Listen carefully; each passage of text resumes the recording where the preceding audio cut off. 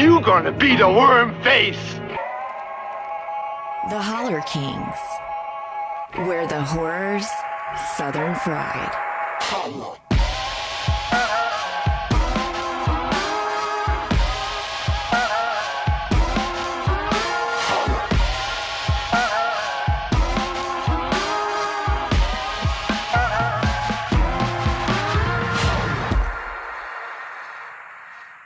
Hello, it's me, Craig. And it's me, Adam. And we're the Holler Kings. The motherfucking Holler Kings. But you already know that because of our beautiful theme song by Hi-Fi. Thank you, guys. Yes, thank you very much. And at the top of the show, I did want to mention we now have handles on social media. So if you want to check us out online on your social media apps, you'll have at the Holler Kings. Very simple, very straightforward.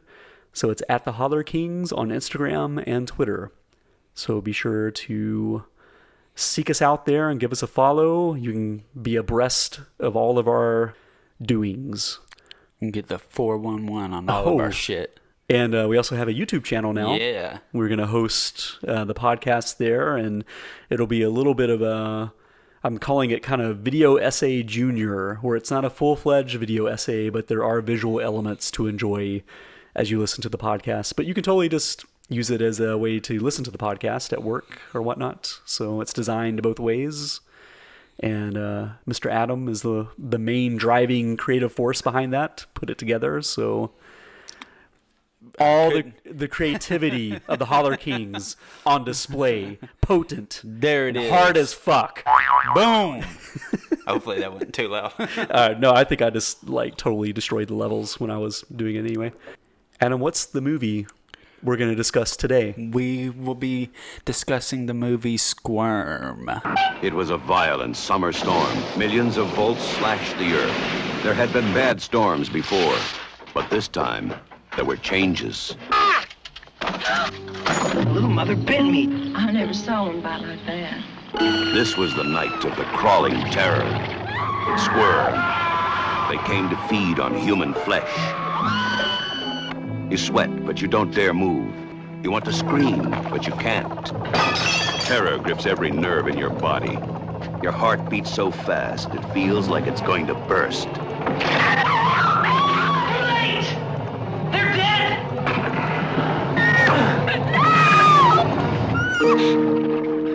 Squirm. A new experience in pure fright. Rated R. Squirm from 1976. Yeah. This was actually, I put this out there on social media, and this was one that came up a lot. Popular one? From listeners and followers saying, we would like to hear you guys talk about Squirm. So Right on. the people did this to us. You spoke and we listened. Yes. And now you're going to listen. We are men of the people. Tell us what Squirm is about. Okay. What's this lovely film about? This lovely film is about a small town, very small town, it seems like, in rural Georgia. Yes. I believe it's Dry Creek, Georgia, something like that. Story-wise, yes. Yeah. The filming location was Port Wentworth. Ah, he's got all the facts. Oh. Who wake up the morning to a little devastation, roads flooded, power out after a big storm the night before. Yeah, thunderstorm. Yeah, that has also caused some power lines to go down and to electrify the ground and make some docile worms erratic, flesh-loving maniacs. Yes, and they come to the surface. Yes. To attack. It should be noted that we're treated to a title crawl that explains all this before we literally see it. So I'm not really sure why we needed the title crawl to literally explain what we see in the very next portion. Yeah, it kind of goes into it after that. But yeah, it's almost like, I don't know what that was about, but yeah, we get a nice little title crawl, and then it's like, also, everything we just told you, we're going to show you and discuss in dialogue. It's like, I feel like the filmmakers didn't trust the audience to understand what was happening with that opening sequence. So they slapped that on just to kind of spoon feed it a little bit. Yeah. In all fairness, I mean, it is a pretty high concept in a weird way. It's an interesting one, that's for sure. Electricity stimulates these killer worms. You know that old thing that happens so often.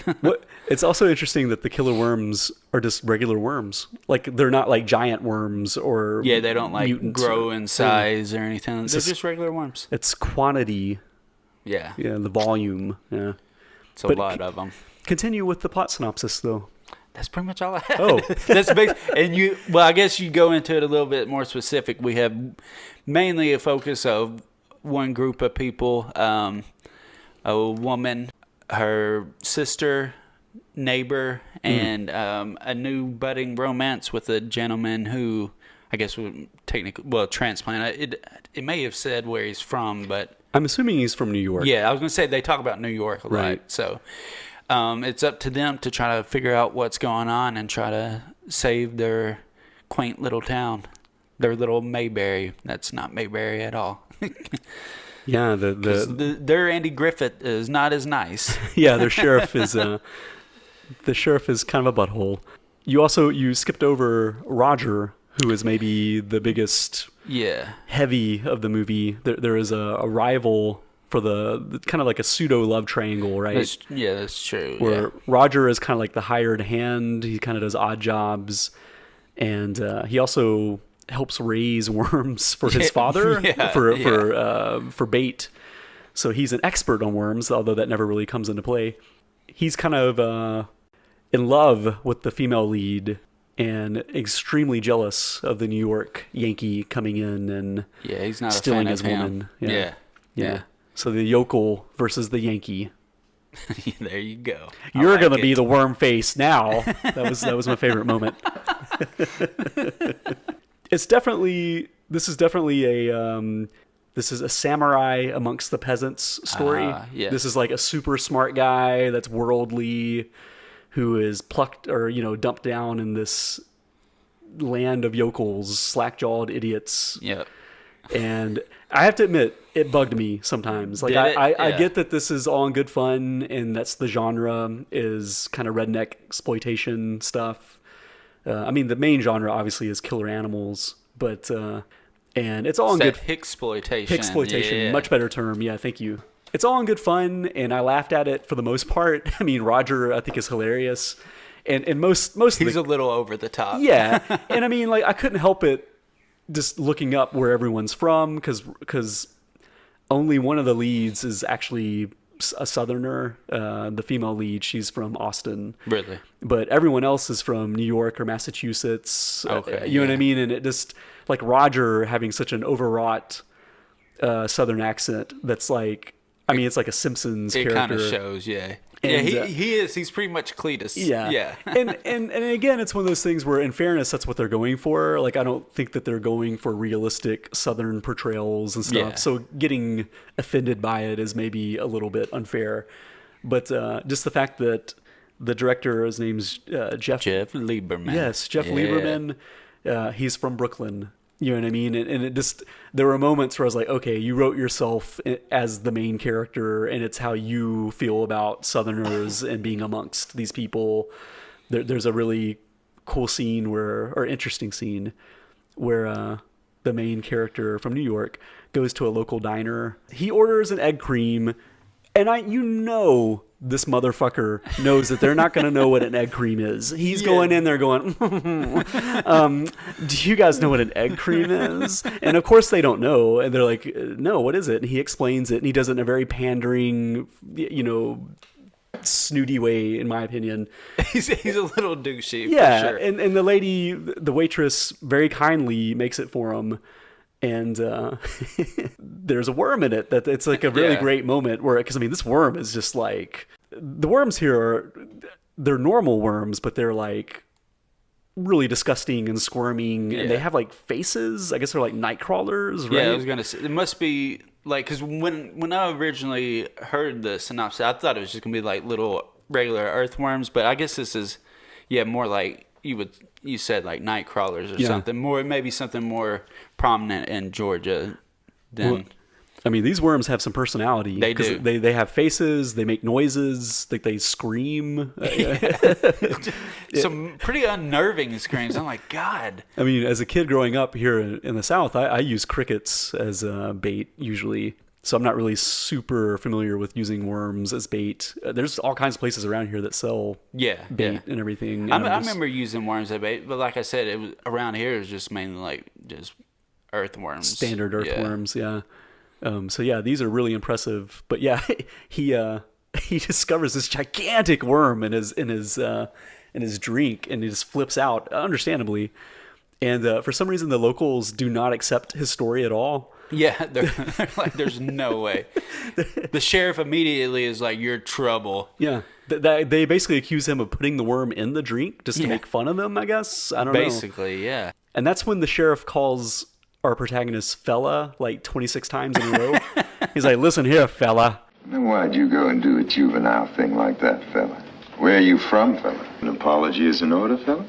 I intend to, fella. Fella, I got news for you, fella. Like, it's just really interesting. Like, the dialogue written by Yankee, obviously, he kind of amps up some of our colloquialism. Is that what we were going for? I like how I'm trying so hard to be like a smart Southerner, and I just keep stepping in it and revealing. Lieberman was right. He was right. God Lieberman, I'm sorry, you were right.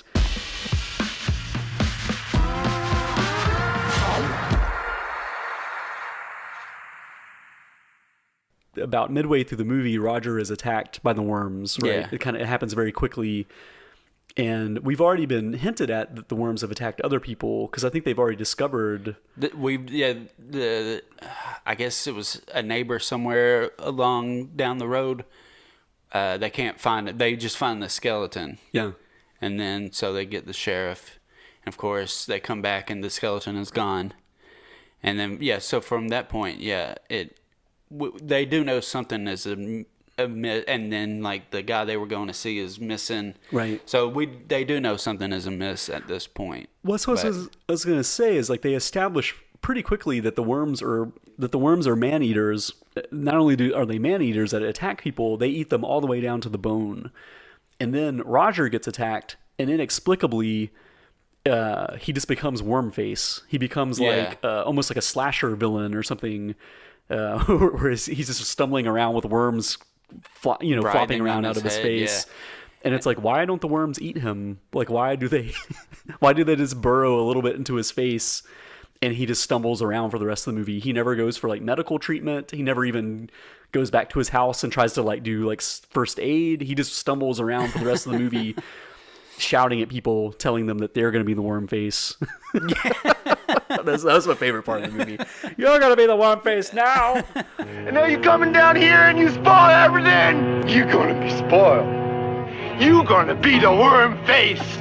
I mean, I guess it could be. I mean, because we never really see any of the worms that attack anybody until the very end, and it's a ton of them. Sure. So maybe it's just because he just gets a few of them on him. I guess.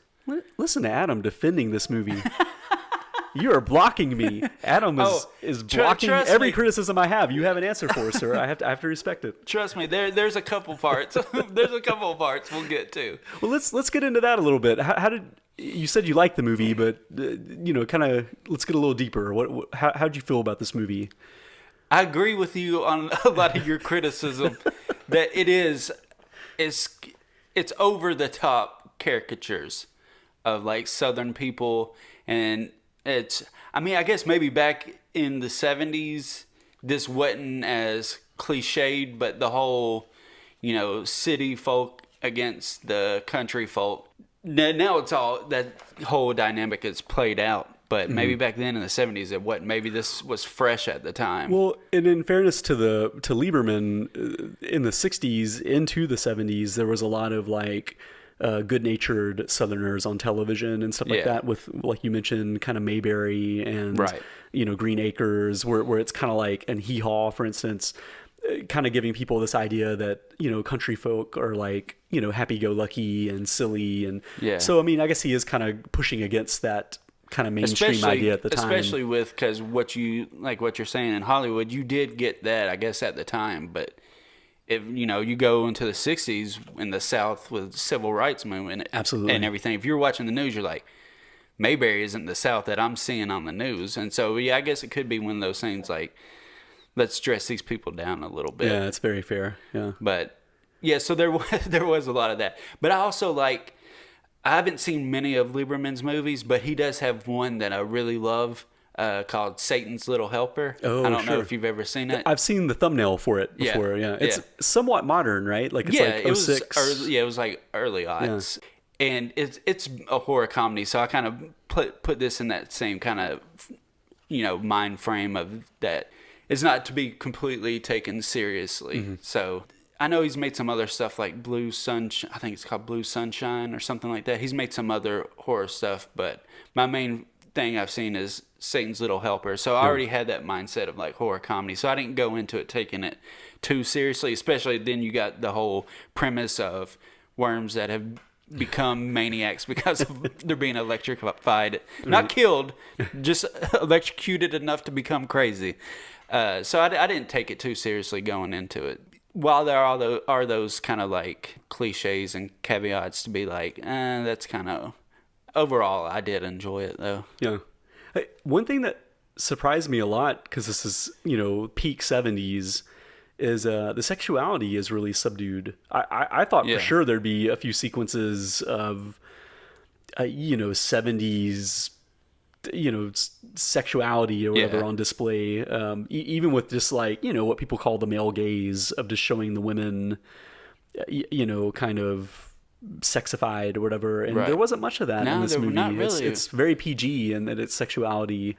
That's where that track stops, because I don't have anything else other than that. This is something that it's true, especially because in the 70s, especially with like the all the exploitation movies that came out around that time, stuff like Toolbox Murders, and that focused a lot on sexuality. It is with a movie like this, such a B movie, and in the 70s, you would think there would be some of that titillation, I guess you could say, to kind of, I guess, bring more people out to have an interest in it and watch it. But yeah, no, it's actually pretty conservative in that mind frame. Well, I do have something to say about this now that you say all this.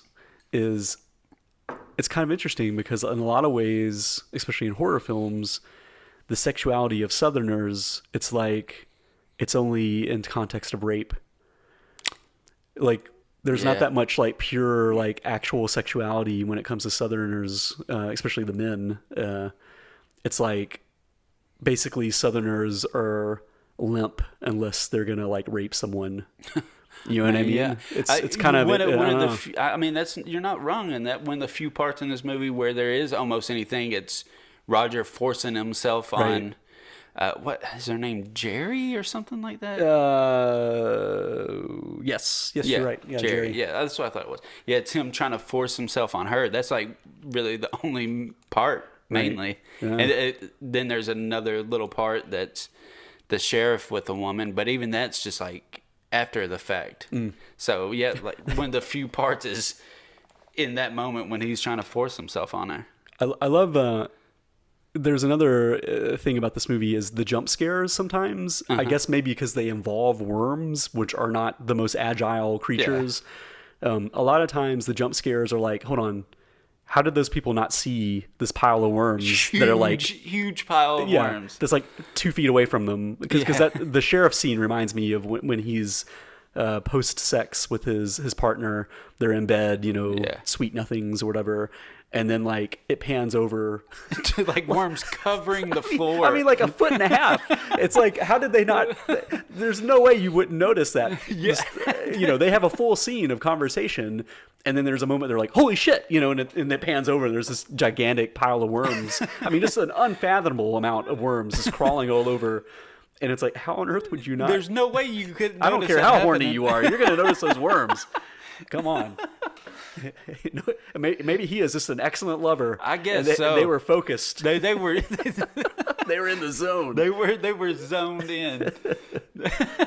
And there's several moments like that, but I mean, these creatures are not the best jump scare monsters that you could have, right? Yeah. I mean, so I guess that's. I mean, I guess I could have just always had someone off camera just throw a bunch of worms on somebody. They just inexplicably, just buckets of worms are falling. They're on the ceiling, I swear.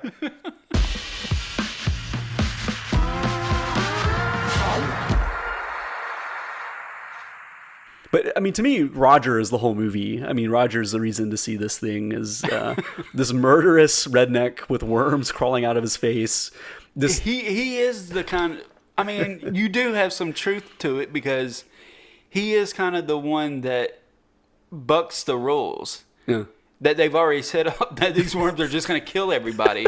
But because it even, I mean, I guess this movie's from the 70s, so we can get into spoilers and start getting towards the end, I guess. He becomes like a zombie for the worms at some point. Oh, right. It's like they've taken him over. Yeah, it's... So, this is some insane electricity that it turns these worms ravenous for human flesh, but also gives them the power to possess another human being by embedding in their face. Because there's literally a part where he's going up the stairs like a worm. Oh, yeah. He's becoming one with the worms. Yeah. That would have been an interesting thing for them to explore a little bit further. Yeah. There should have been more people taken over like that. That would have been cool. Just go like Night of the Creeps with it almost. Or Slither. Yeah, just kind of go that way with it. And yeah, you could explore that. Would have been interesting.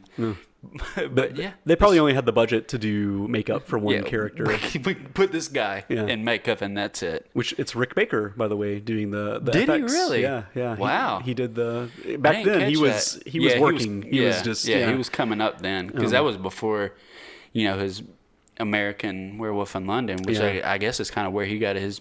Well...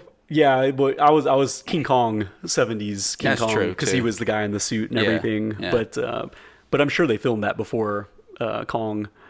But yeah, I mean, and there are some pretty impressive practical special effects, with seeing these worms, sucking on people and, kind of squirming around and everything. But a lot of them are real worms. There were moments where worms are squashed and stuff like that. And I thought, I don't know. I bet nowadays that wouldn't play. Like it'd be. I mean, nowadays they would just use CGI because it's easier, anyways. But yeah, it's always, it's like, are people okay with insects being, killed? So it kind of just depends, I guess. But yeah, I could totally see being like, you can't do that. It's weird because worms are very inhuman, right? Because they don't have very much in common with us, but they're still very like. Almost like muscly and like when they're killed, it's like very visceral. It's like very bloody and guts and everything. So it's pretty rough. I think Kia from the Half-Ass Horrorcast, my significant other, she would, I think, make it about 4 seconds into this movie before she would be really? Like, I can't, I'm not watching this because the grossness of the worms. And everything. I mean, when it does those close-ups of the worms, it's pretty intense. Like, I was like, oh shit, maybe this isn't a horror comedy. And then like the first character spoken, I was like, okay, no, it is. But yeah, I mean, those are some harsh scenes. It's like, oh my god. But like the screaming and then the close-ups of them, they're writhing around. You see like I guess their mouths opening and stuff. Yeah. It's pretty gnarly. It would be hard to imagine using those as bait again, like just those big worms like writhing and everything with their mouths agape. Like that seems like pretty rough. But I guess if you're catching, I mean, I figure the fish would be like, fuck that worm. I'm not going near that bitch. You're just catching alligators and stuff. Yeah, something with some balls. One other part I thought was really funny was towards the end of the film. They're having dinner at the house, so it's like the main couple with her parents and sister. And one thing that I thought was really funny is it was a lot of food. A whole lot of food for just what, 4 people? It's 4 people, and they had like two roasted, I guess, chickens. And like it was just odd when they like brought them out. Yeah, I was kind of like, oh, like they must have went to the grocery store and was just like, all right, get 2. I mean, I guess with the power being out there, like we got to cook some of this food or something. I don't know, but yeah, it was a bunch of food. You would think that they were having like all the townsfolk over. It's like a Thanksgiving dinner or something. And then it's a very awkward, you could tell the mother of this family hates the Yankee. Like, she's just not into this guy. I don't know that it ever explains how the hell they met.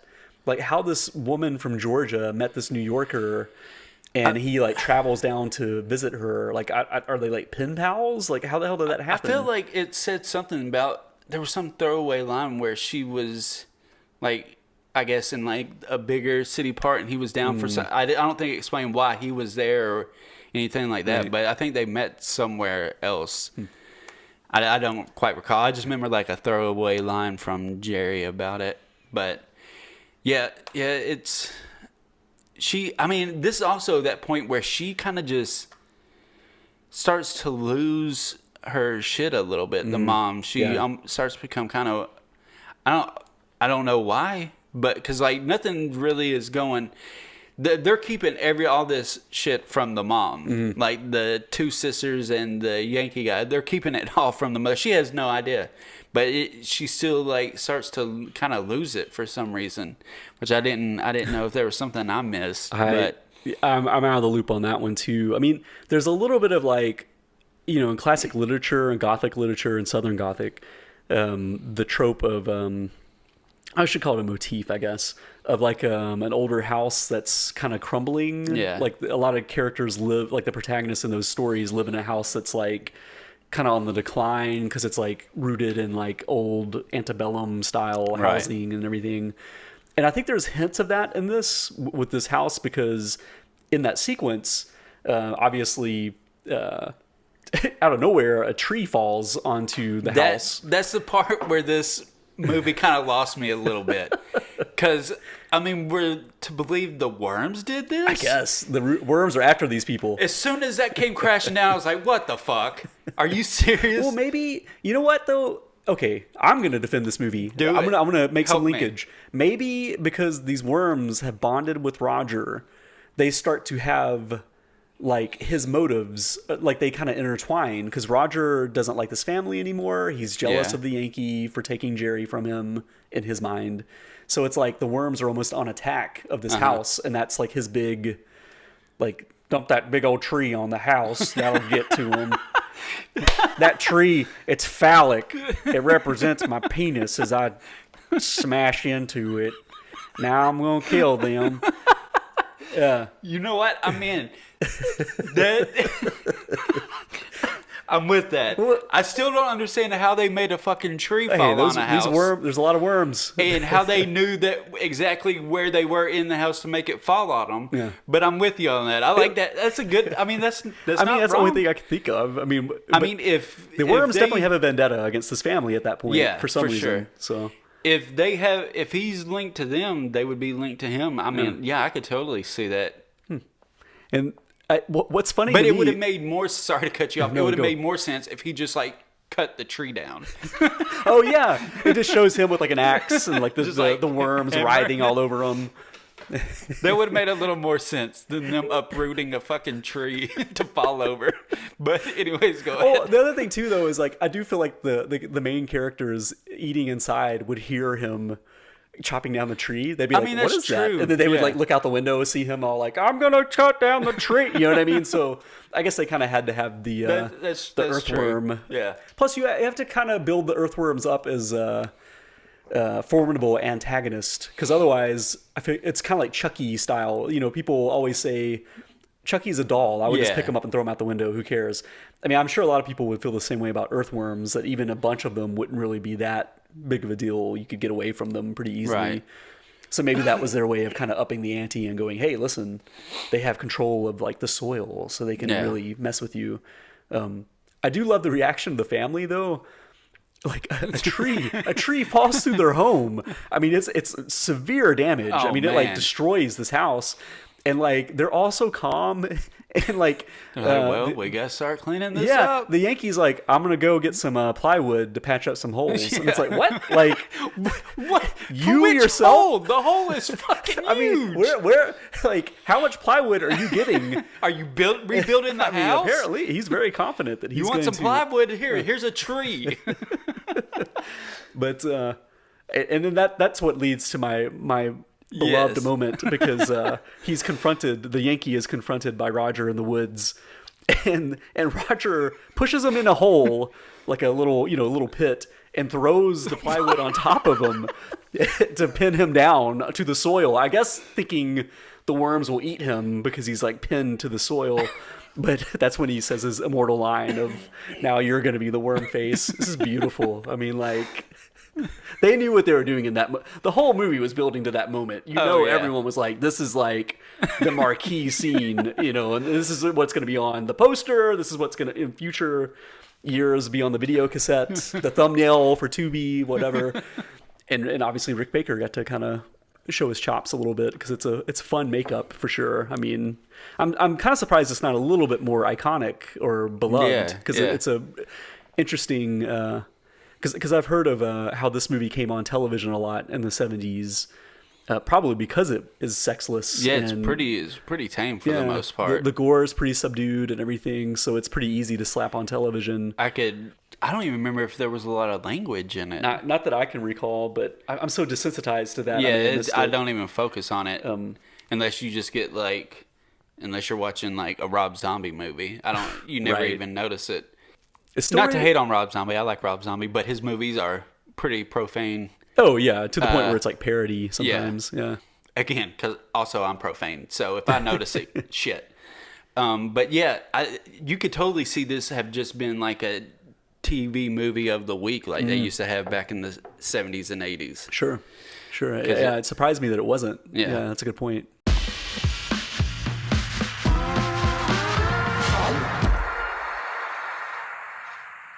It is established. They learned that the worms can't be in the light.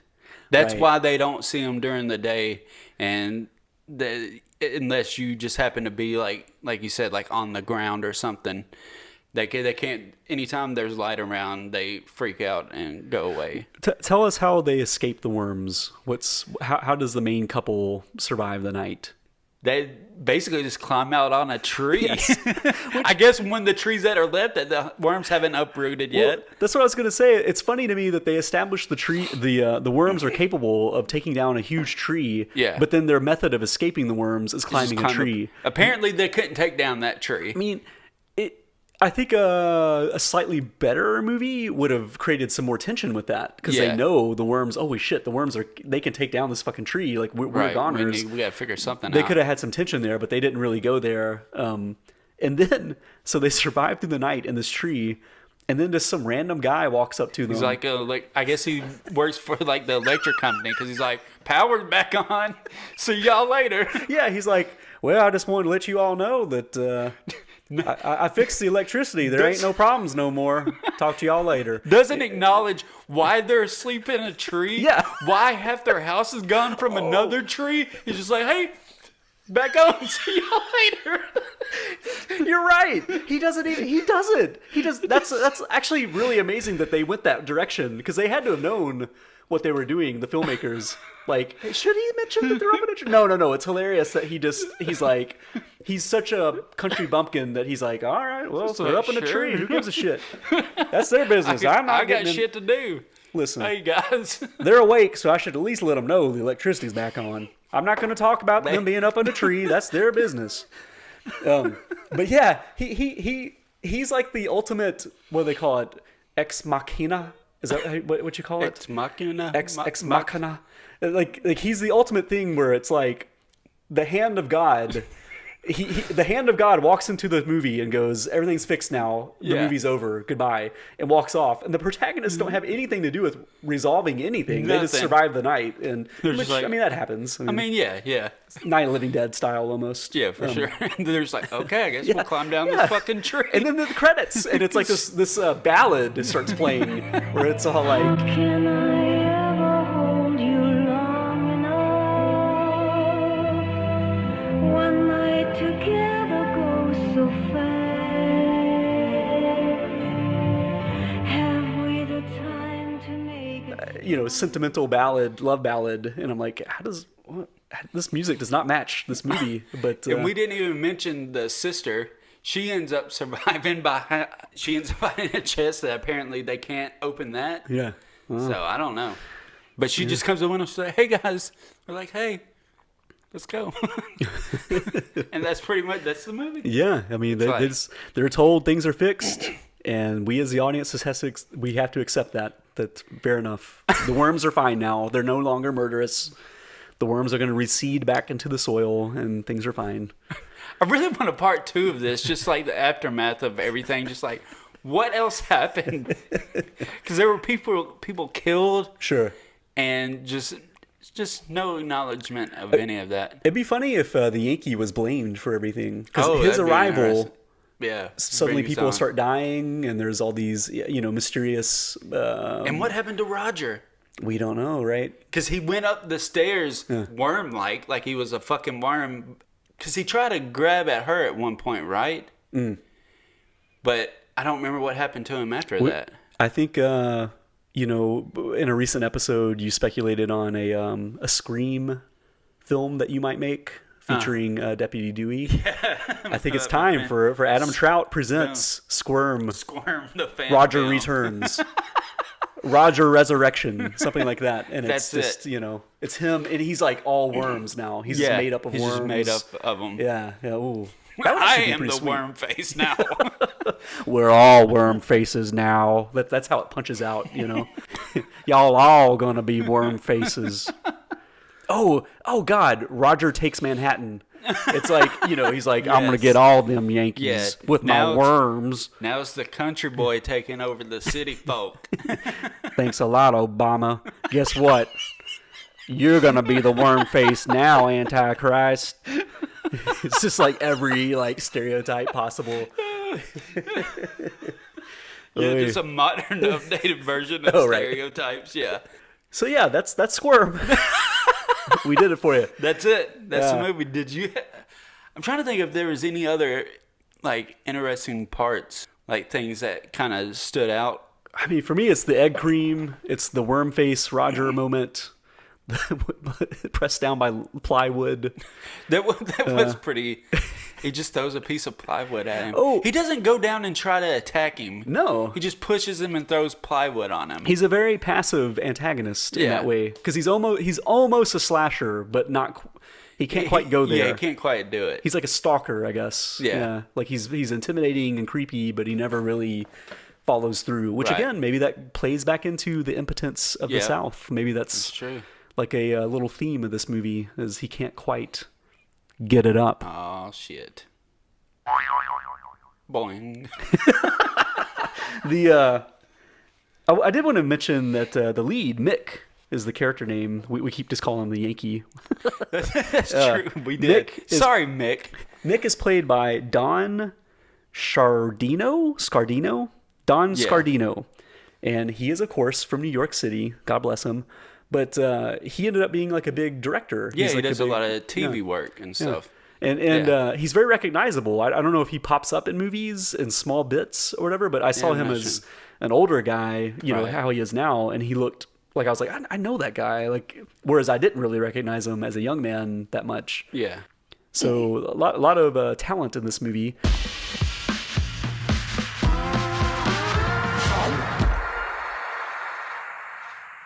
Well, do you recommend this one, Adam?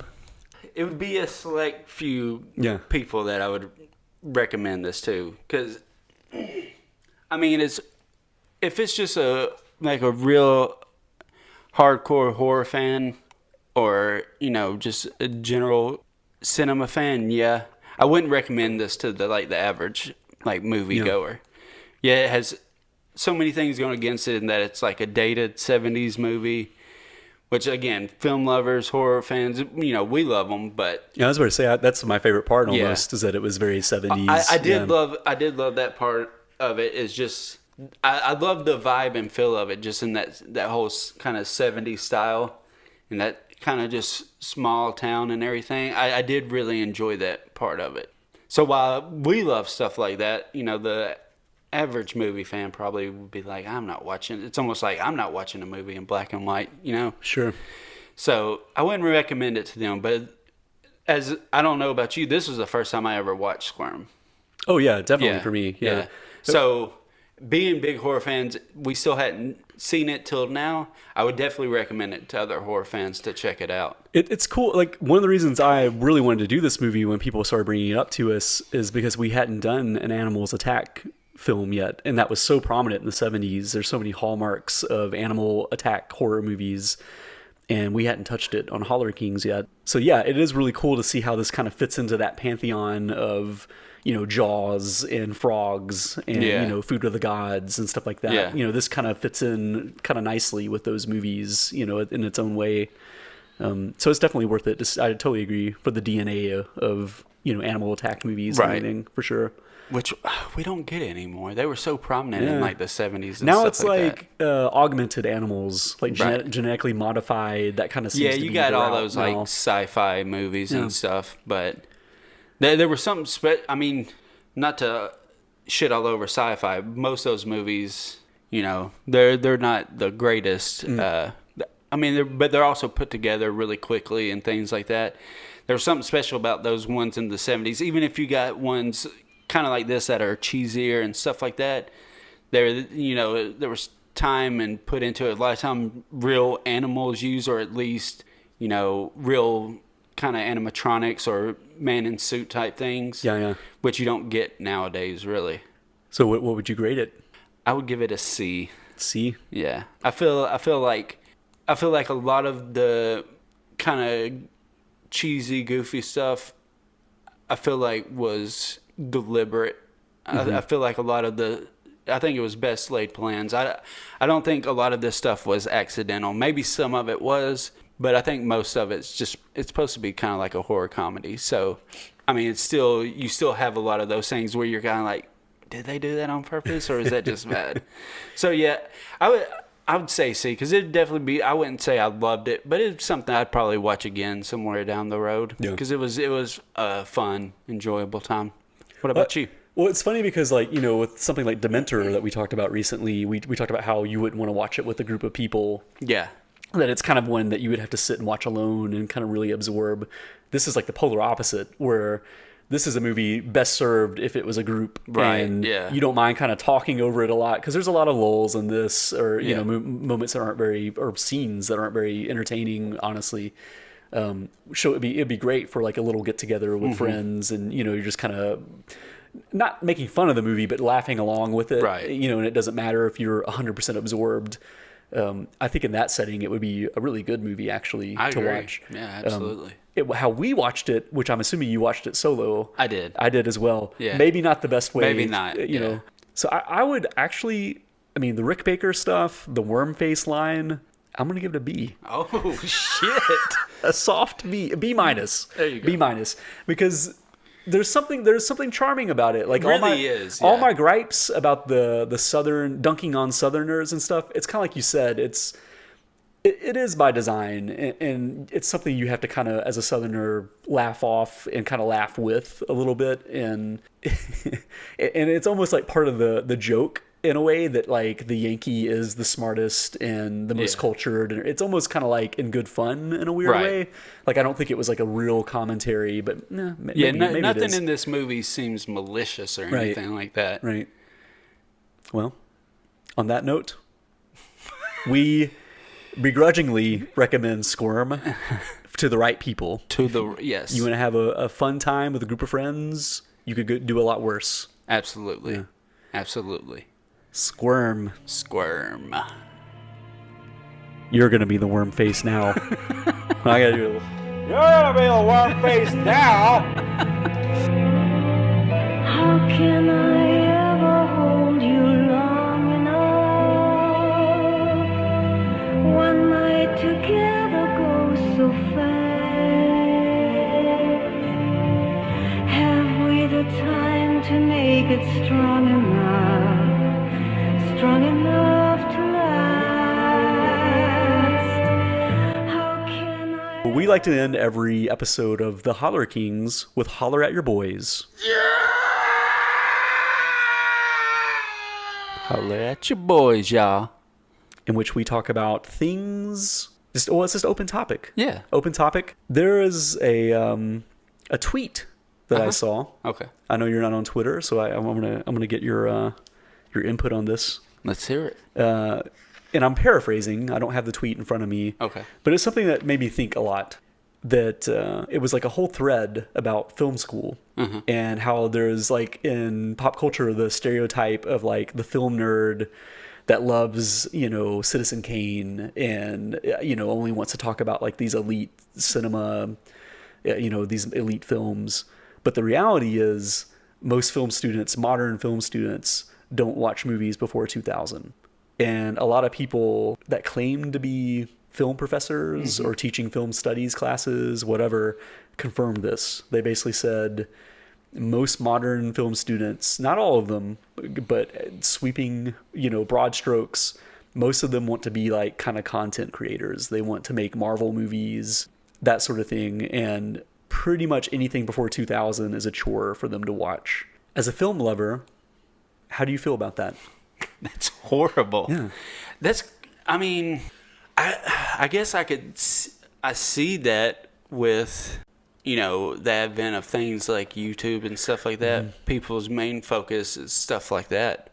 But yeah, that's kind of depressing. You think of film school, and maybe it's going to change, but you think of film school as being where the next generations of, directors and producers, writers are coming from. Yeah. And to me, it's really depressing to think that some of those people will make films without having seen like some of the building blocks, like now granted, some of the best movies in my opinion are made by people that were born before movies even were a thing, right, in a lot of cases. So, who's to say what makes a good filmmaker sometimes, yeah, that's true. Like a guy like, James Well, right? I mean, he came from theater. I think he'd seen very bare minimum of movies before he started making his own movies. Right. So who's to say? I don't know. Just something about like new generations basically saying, I don't want to see anything black and white. I don't want to see anything before like my memory, basically, is weird to me.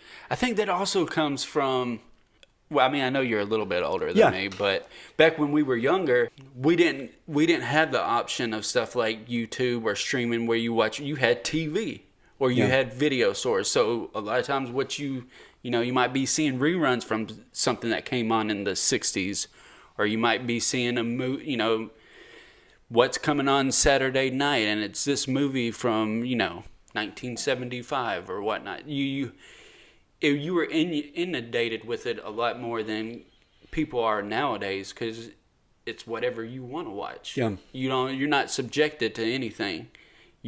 Whatever you see that you want to watch, you just watch it. You don't have to worry about stuff like with just whatever's on TV. Well, that's really fair because, movies used to be upper echelon entertainment. It was like the first line of this is like pop culture, Yeah.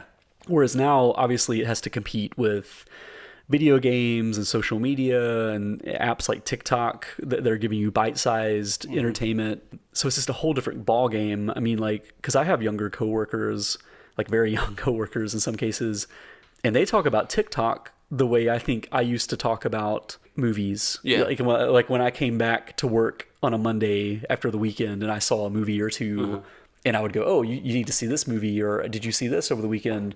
They talk about TikTok that way. Yeah. Like I very rarely hear them talk about movies or even TV shows anymore. It seems to be mostly viral videos or, funny memes and stuff like that. Right. And it's just it's not bad. It's just different. That's just kind of where culture is going, is stuff like YouTube and TikTok are like the front line of entertainment for most people. 'Cause honestly, most people are getting their entertainment from a telephone, right? Their cell phone. So yeah, I just think of, like the last group of filmmakers that kind of broke through, like say the Ty West of the world, right? Like born in 1980-ish. Yeah. Like if they had been a little bit younger, they'd probably be on YouTube. Yeah. Like I kind of wonder how many filmmakers were losing, at least in a short window, to YouTube and TikTok and stuff like that versus them trying to make like a small budget movie to get to that next level. I'd say there's, you look, I know a lot of people shit on like YouTube and stuff like that, but there are some really amazing, talented people out there. Like these young, people that are super creative and make just things that you're just like, holy shit. But they just do it all on YouTube. They just make like short little clips or movies or whatnot. And well, in fairness to the young people, going to film school now or, aspiring to be filmmakers, they might have that attitude of basically like, why would I study, these really old films made in the studio system that doesn't really exist anymore versus studying YouTube or even TikTok where these people are like cutting their own checks. Like they get to do exactly what they want to do and make money doing it and make a livelihood doing that. And isn't that the fucking dream? Yeah, man. I mean, like you think of someone like Red Letter Media or the Angry Video Game Nerd, people like that have been around for, pushing 20 years on some level, 15 years. I mean, that's a long time. That's a long timeline that they've been making their living doing that stuff. So I could see why, a young person 20 years old would be like, that's what I want to do, not. I'm not trying to be Orson Welles. To all these different people and try to wrangle that system and everything. Yeah. And be like, no, I'm just going to do my own thing. And while I totally get that, it's a shame to not watch that old stuff and let it nourish your creativity. Even if it's not something you want to make. Yeah. Just because, I watch all kinds of movies, but if I sat down and made a movie, it wouldn't be like a drama, that wouldn't be my first instinct or choice, but it's good to let that nourish that creativity and let that envelop you and take you in and kind of just inspire you and kind of give you different ideas of what you could do and how you could sort of make something anew. Because I don't know how old people like Ari Aster or who's the witch director, Robert Eggers. Yeah. I don't know how old they are, but watching their films, they're well versed on older cinema. Fair. So I think I'm pretty sure those guys are like well into their 30s, really closer to 40. Yeah. But I could be wrong. It'll be interesting to see how it shakes out, though. Like once we start seeing more and more filmmakers born, let's say in the late 90s, early aughts, as they start to kind of like crop up, which is soon because it's already 2022. Yeah. Very soon we'll see people born strictly in the 21st century making movies. Yeah. And what's the cultural shift going to be? Like how much different is cinema going to be? See how it plays out. Holler at your boys. Boom. I don't know. I think it's deeply depressing thinking of. Like, I love the 70s cinema so much. Oh, my God. I mean, like, in 30s horror, I love so much. Maybe I'm just feeling my age a little bit, but it's really depressing thinking of, like, young filmmakers and people that are going to be making the stuff that I watch going forward, not caring about that stuff. Yeah. But to think about, like you said, like, some of those movies from the 70s or the 60s, because I was born in the 80s, so to actually sit there and go, I'm not going to watch that stuff, man, you miss out on so much good stuff. There were so many great movies that came out in that time. Literally changing our culture, changing the way we view movies, changing the way they're made, changing the way we think. Yeah. Like such impactful cinema. And to just be like, I'm not going to, I don't know, that just seems crazy. I mean, and then we have the phenomenon too of like, when a young filmmaker does come along that's special, Disney plucks them up. And that's a whole nother thing. Yeah, like I think of, so like Ryan Coogler makes, Fruitvale Station. It's like a really special movie, and then does a passion project with Creed, which is granted very mainstream, but then gets plucked up by Marvel, and he's doing like Black Panther from there on out. Right. And the young filmmaker that made the new Candyman movie, same thing happened. She made an interesting horror movie, and immediately she's plucked up by Marvel, by Disney to do Marvel movies. And then there's 6 to 10 years of your life. Yeah. I mean, and I get it. Like that's like the goal of so many people, or to make those movies. Don't get me wrong. Did Disney call me tomorrow? Yep, let's do it. For sure. I mean, like, I'm not criticizing them for taking those jobs. It's kind of like you wonder artistically, as someone that loves movies, like how many years are we losing from these really talented people For sure. doing what they want to do Yeah. strictly because they're sucked up by Disney and they're doing Right. 'Cause those- Star Wars and Marvel That movies. stuff is so, I don't want to use the word manufactured because that sounds negative, but it's definitely, they have a system, they have a tone already set and a way they want things to be fleshed out. Yeah. You can only add so much as a filmmaker, bringing your own choices to it. I'm sure they have I'm sure they have their own creative ability on it, but it's not like something that's your pet project that you're putting everything into.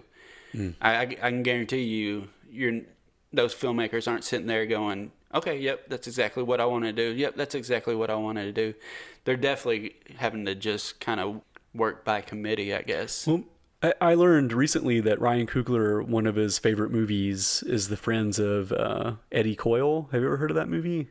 It's from the 70s with Robert Mitchum. He's like an aging criminal trying to get out of going to prison, basically. Okay. And he's like scheming and everything. It's a really great 70s movie. This is Eddie Coyle, and these are his friends.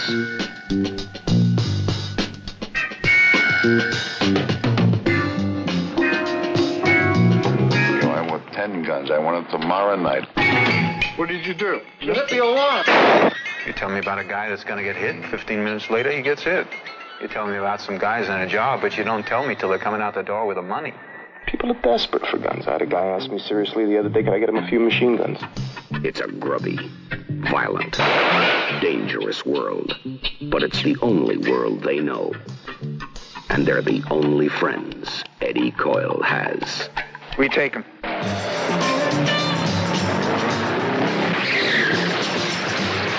The Friends of Eddie Coyle from Paramount, rated R.